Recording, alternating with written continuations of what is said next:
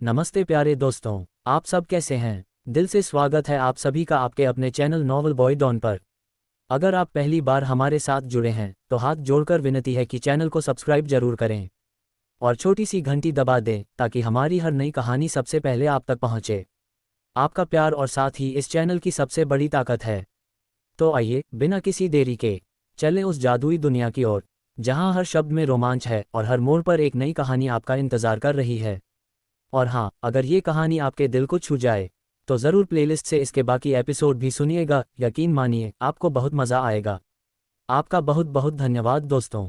अब चलिए खो जाते हैं कहानी की उस खूबसूरत दुनिया में। चैप्टर 46। सिया गहरी सांस लेकर बोली, तुम यह बातें रहने दो रोहन, जो होना था वह हो चुका है। अब इसमें तुम या मैं चाहकर भी कुछ नहीं कर सकते, और वैसे भी जब हम जन्म लेते हैं तभी हमारा रिश्ता किसी से जुड़ जाता है, और जोड़ियां तो वैसे भी आसमानों में बनती है। मेरी और मान की जोड़ी भी पहले ही बन चुकी थी। तब तक वेटर आकर उन दोनों के लिए कॉफ़ी रख गया था। उन दोनों ने अपनी अपनी कॉफ़ी का मग उठाया और कॉफ़ी पीने लगे। रोहन मुस्कुराते हुए बोला, मान, ओहो, नोट बैड, क्या बात है, तुम अभिमान को मान कहती हो? सिया ने अपना सिर हाँ में हिलाया और मुस्कुराते हुए बोली, हाँ मान, आपको मेरे मुंह से अपना नाम मान ही सुनना पसंद है। रोहन सिया के चेहरे की मुस्कुराहट देखकर बोला, लगता है मेरी दोस्त को उसके पति से प्यार होने लगा है। सिया उसकी बात सुनकर हैरान रह गई और बोली, तुम यहाँ पर मान के बारे में बात करने आए हो या मेरे बारे में? रोहन, अरे यार, तुम्हारे बारे में ही तो बात कर रहा हूँ। सिया बात को बदलते हुए बोली, तुमने परी को नहीं बुलाया? रोहन, मैंने उसे फ़ोन किया था लेकिन वह शहर में है ही नहीं, वह अपने डैड के साथ बाहर गई हुई है। सिया, मेरी परी से भी कोई बात नहीं हुई है। वैसे ये बताओ कि तुमने अब तक कोई गर्लफ्रेंड बनाई या नहीं? या ये कहूँ कि इन 2 महीनों में किसी लड़की ने तुम्हें एक्सेप्ट किया भी या नहीं, या अब तक तुम्हें सिर्फ रिजेक्शन ही मिल रहे हैं? उद्धरण चिन्ह। रोहन मुंह बनाकर बोला, जब शुरुआत ही खराब हुई है तो अंत कैसे सही हो सकता है? पहली बार तो तुम्हें प्रपोज किया था, तुमने ही रिजेक्ट कर दिया। अब तो किसी को प्रपोज करने के नाम से ही डर लगता है कि कहीं से फिर रिजेक्शन मिल गया तो। उसकी बात सुनकर सिया खिलखिलाकर हंस पड़ी और हंसते हंसते बोली, मतलब तुम सारी जिंदगी अब कुंवारे रहने वाले हो? रोहन सिया की बात सुनकर फिर से मुंह बनाते हुए बोला, एक तो तुमने मुझे पहले रिजेक्ट कर दिया और अब तुम मुझे ये श्राप दे रही हो। तुम मेरी दोस्त हो या दुश्मन? ये तो है नहीं कि अपने प्यारे से दोस्त के लिए एक गर्लफ्रेंड ही पटा दो, बल्कि उसे अब कुंवारा रहने की सलाह दे रही हो। चलो इन बातों को छोड़ो, अब मेरी कोई गर्लफ्रेंड तो है नहीं, तो मैं अपनी बेस्ट फ्रेंड के साथ ही डेट पर चलता हूँ। सिया, डेट? रोहन, हाँ हाँ डेट। बेस्ट फ्रेंड वाली डेट? क्यों, दो बेस्ट फ्रेंड मिलकर डेट पर नहीं जा सकते क्या? उद्धरण चिन्ह। सिया अपना सिर हाँ में हिलाते हुए बोली, हाँ हाँ क्यों नहीं, बिल्कुल जा सकते हैं। रोहन, तुमने मेरे लिए आज का पूरा दिन फ्री रखा है ना? सिया मुस्कुराते हुए अपना सिर हाँ में हिलाकर बोली, हाँ मैंने आज का पूरा दिन अपने बेस्ट फ्रेंड के लिए रिजर्व रखा है। ये सुनते ही रोहन मुस्कुराया और फिर सिया का हाथ पकड़कर उसे वहां से बाहर ले जाने लगा। सिया, रोहन, ये तुम मुझे कहाँ ले जा रहे हो? रोहन आराम से बोला, पहले मूवी देखेंगे, फिर लंच करेंगे और उसके बाद तुम्हारी फेवरेट जगह जाएंगे। ठीक है। सिया मुस्कुराए और अपना सिर हिलाते हुए उसके साथ जाने लगी।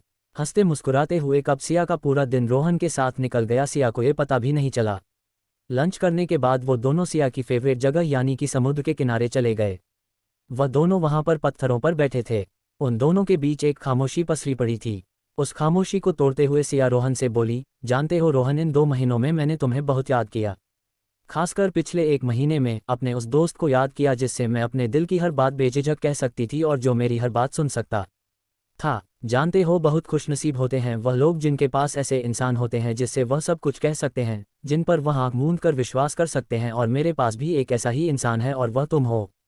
उद्धरण चिन्ह। रोहन सिया की तरफ देखते हुए बोला, ऐसा पिछले 1 महीने में क्या हुआ सिया जो तुमने मुझे से बहुत याद किया? और क्या ऐसी कोई बात है जो तुम मुझसे कहना चाहती हो? सिया रोहन की तरफ ना देखते हुए सामने उठती गिरती लहरों को देखते हुए बोली, मुझे तुम्हें अपने और मान के बारे में कुछ बताना है। रोहन, ऐसा क्या है तुम्हारे और मान के बारे में जो तुम्हें मुझे बताना है? तुम्हारे और उसके बीच में सब सही तो है ना? उद्धरण चिन्ह। सिया कुछ सोचते हुए बोली, मुझे नहीं पता कि क्या सही है या क्या गलत है। मुझे नहीं पता रोहन, मुझे कुछ समझ नहीं आ रहा। मैं अपने और मान के रिश्ते को लेकर बड़ी उलझन में हूँ। रोहन उसे उलझन भरी नज़रों से देखते हुए बोला, ये तुम क्या कह रही हो सिया? 2 महीने हो गए हैं तुम्हारी शादी को, और उससे भी 3 महीने पहले से तुम और अभिमान एक दूसरे को जानने की कोशिश कर रहे हो, और तुम अभी भी अपने और अभिमान के रिश्ते को लेकर क्लियर नहीं हो। आई कांट बिलीव इट कि तुम्हारे जैसी इतनी समझदार लड़की इस तरह की बातें कर रही है।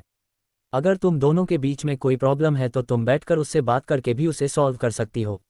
और अगर तुम्हें ऐसा लगता है कि तुम मुझसे बात नहीं करना चाहती तो तुम मुझे पूरी बात बताओ सिया कि आखिर ऐसा क्या हुआ है कि तुम अपने रिश्ते को लेकर इतनी उलझन में हो। फिर उसके बाद सिया ने अपने और अभिमान के रिश्ते के बारे में सब कुछ रोहन को बता दिया। उसने रोहन को वह सब कुछ बताया जो उस दिन उसने अभिमान के ऑफिस में सुना और उसके बाद कल भी जो कुछ अभिमान ने उससे कहा। सिया कभी कभी तो मान की बातों से लगता है कि वह जो कह रहा है वही सच है, लेकिन कई बार लगता है कि मैं किसी धोखे में जी रही हूँ। वह हमारे रिश्ते को सुधारने की हर संभव कोशिश कर रहा है, मुझसे बात करने की, मुझे मनाने की भी कोशिश करता है, लेकिन मैं क्या करूं रोहन। मैं चाहकर भी उन बातों को भुला नहीं पा रही हूं और ना ही उस पर यकीन कर पा रही हूं। मेरा दिल कुछ और कह रहा है और दिमाग कुछ और। दिल मान पर यकीन करने को कहता है तो दिमाग कहता है कि उस दिन डैड जो कुछ भी कह रहे थे वह सब सही था। 47 चैप्टर 47। रोहन भी सामने समुद्र की तरफ देखते हुए सिया की बातें चुपचाप सुन रहा था और बीच बीच में सिया के चेहरे पर आते जाते भावों को भी देख रहा था। सिया के मन की सारी बातें सुनने के बाद रोहन सिया से बोला, देखो सिया, सच क्या है और झूठ क्या है ये तो मैं नहीं जानता, लेकिन तुम्हारी बातें सुनने से तो यही लगता है कि अभिमान तुम्हारे और उसके रिश्ते को लेकर काफ़ी सीरियस है। हो सकता है कि तुम उसके और अन्वेषा के बारे में जो सोच रही हो वह गलत हो और जो अभिमान तुमसे कह रहा है वह सही हो। ये सुनकर सिया सवालिया निगाहों से उसकी तरफ देखने लगी, जैसे पूछ रही हो कि क्या इसका मतलब मैं गलत हूँ। उद्धरण चिन्ह। तो रोहन आगे बोला, देखो मैं यह नहीं कहूंगा कि तुम गलत हो या तुम आंखें मूंद कर अभिमान पर भरोसा कर लो, लेकिन ये भी कहूंगा कि तुम्हें अपने शक के लिए या सुनी सुनाई बातों के लिए अपने और अभिमान के रिश्ते को खराब नहीं करना चाहिए। खुद को और अभिमान को एक मौका देकर तो देखो, क्या पता सब सही हो जाए। सिया, लेकिन रोहन, कॉलेज में हम सब अच्छी तरह से जानते थे कि अन्वेषा अभिमान की गर्लफ्रेंड थी। रोहन उसका एक हाथ पकड़कर अपने दोनों हाथों में लेता है और कहता है, देखो सिया, मैं अभिमान को शुरू से नापसंद करता हूँ, यह अलग बात है, लेकिन मैं तुम्हें एक बात कहना चाहूँगा कि पहली बात तो ये कि अन्वेषा अभिमान की गर्लफ्रेंड थी है नहीं, और दूसरी बात ये कि अभिमान ने कभी भी ऑफिशियली यह अनाउंस नहीं किया कि वह उसकी गर्लफ्रेंड है। रोहन की बात सुनकर सिया उसे हैरानी से देखने लगी। सिया हैरानी से उसे देखते हुए बोली, रोहन, ये तुम क्या कह रहे हो? कॉलेज में अभिमान और अन्वेषा हमेशा एक साथ ही देखे गए हैं। रोहन, कई बार हम जो देखते हैं वह सच नहीं होता सिया, और रही साथ में देखने की बात तो कॉलेज में साथ तो हम दोनों भी देखे जाते थे, तो क्या मैं और तुम गर्लफ्रेंड बॉयफ्रेंड हो गए? नहीं ना। तो फिर तुम अभिमान और अन्वेषा के बारे में ऐसा क्यों सोचती हो? और फिर अगर वह गर्लफ्रेंड बॉयफ्रेंड थे भी तो वो भी कोई बड़ा इशू नहीं है, क्योंकि अब तो अभिमान कह रहा है ना कि उसकी ज़िंदगी में अन्वेषा की कोई जगह नहीं है, तो मेरे हिसाब से तुम्हें उसकी बात पर भरोसा करना चाहिए। अपने दिमाग से सारे ख्यालों को निकाल दो सिया, और जो सामने है उसे दिल से अपना लो, क्योंकि जो हमारे साथ होना है वह तो होकर ही रहेगा। किसी के चाहने से कुछ नहीं होता, तो आगे की सोचकर क्यों अपना आज खराब किया जाए। उद्धरण चिन्ह। यही बात तो थी जो सिया को रोहन में सबसे ज़्यादा पसंद थी। वो उसकी हर परेशानी को चुटकियों में हल कर देता था। वो उसके साथ हमेशा उस वक्त खड़ा रहता जब उसे कोई परेशानी होती थी, जब उसे किसी से बात करने की ज़रूरत महसूस होती थी। वो उससे हर वह बात कर पाती थी जो वह किसी से नहीं कह पाती थी, यहाँ तक कि अपने पेरेंट्स से भी नहीं। आज वह रोहन की बहुत शुक्रगुजार थी जो उसने उसे खुद से मिलने के लिए बुलाया। इस वक्त सिया बहुत ही हल्का महसूस कर रही थी। उसे लग रहा था जैसे उसके दिल पर से बहुत बड़ा बोझ हट गया हो। थोड़ी देर बातें करने के बाद रोहन उसे घर छोड़ने के लिए आया। खुराना मैंशन के बाहर रोहन ने अपनी गाड़ी रोकी और सिया को छेड़ते हुए बोला, काश के लिए ये दिन कभी खत्म ही ना होता। काश कि मैं तुम्हें हमेशा के लिए अपने पास रख लेता, लेकिन अफसोस मैं ऐसा नहीं कर सकता, क्योंकि तुम्हारा पति तुम्हारा घर पर इंतजार कर रहा होगा, और अगर उसे पता चला कि तुम्हें मेरी वजह से लेट हुआ है और मेरी ख्वाहिश ऐसी है तो वह मेरी जान ही ले लेगा। आखिर वह तुम्हारे पीछे पागल जो है। सिया गाड़ी से बाहर देखते हुए बोली, तुम्हें ऐसा क्यों लगता है रोहन? मुझे तो ऐसा नहीं लगता कि वह मेरा इंतजार कर रहा होगा, क्योंकि इस वक्त वह मेरा इंतजार करने की बजाय अपनी गर्लफ्रेंड के साथ बिजी होगा। रोहन उसे घूरते हुए बोला, सिया प्लीज़, लगता है मेरा इतना समझाना बेकार हो गया। मैंने तुम्हें इतना लंबा चौड़ा भाषण दिया, लेकिन तुम पर उसका कोई असर नहीं हुआ है। Siya, sorry Rohan, anyway thanks for the day, I really miss you, और हाँ, अब आगे से मुझे इस तरह से छोड़कर जाने के बारे में सोचना भी नहीं, समझे तुम? सिया की बात सुनकर वह मुस्कुराया और हाँ में अपना सिर हिलाते हुए कार से बाहर निकल गया और उसकी तरफ का दरवाज़ा खोलकर उसे बाहर आने के लिए बोला। कार का दरवाज़ा खुलने पर सिया भी बाहर आई तो रोहन ने उसे साइड हक किया और उसे गुड बाय बोलकर वहां से चला गया। रोहन के जाने के बाद सिया उसकी गाड़ी को तब तक देखती रही जब तक वो उसकी आंखों से ओझल नहीं हो गई। उसके बाद वह अंदर जाने लगी। जैसे ही उसने घर के अंदर कदम रखा, एक जानी पहचानी आवाज़ उसके कानों में पड़ी, सिया, शायद तुम भूल गई हो कि अब तुम शादीशुदा हो और तुम्हारे इस घर और अपने पति की तरफ भी कुछ फ़र्ज है। सिया बिना किसी भाव के उसे देखते हुए बोली, और आपको ऐसा क्यों लगता है मान कि मैं भूल गई हूँ कि मेरी शादी हो चुकी है, या मैं अपने फ़र्ज भूल गई हूँ?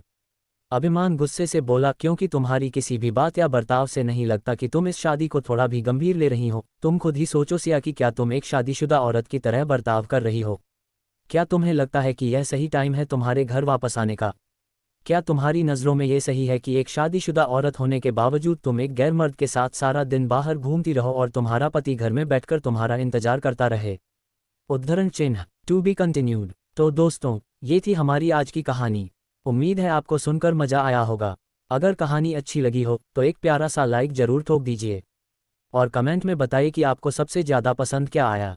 अगर आप ऐसे ही और धमाकेदार एपिसोड सुनना चाहते हैं तो चैनल नॉवल बॉय डॉन को सब्सक्राइब करना मत भूलिए और बेल आइकन भी दबा देना, ताकि अगली कहानी सीधे आपके पास पहुंचे बिना किसी देरी के। मिलते हैं अगले एपिसोड में। तब तक के लिए ख्याल रखिए और कहानी सुनते रहिए। जय हिंद, धन्यवाद।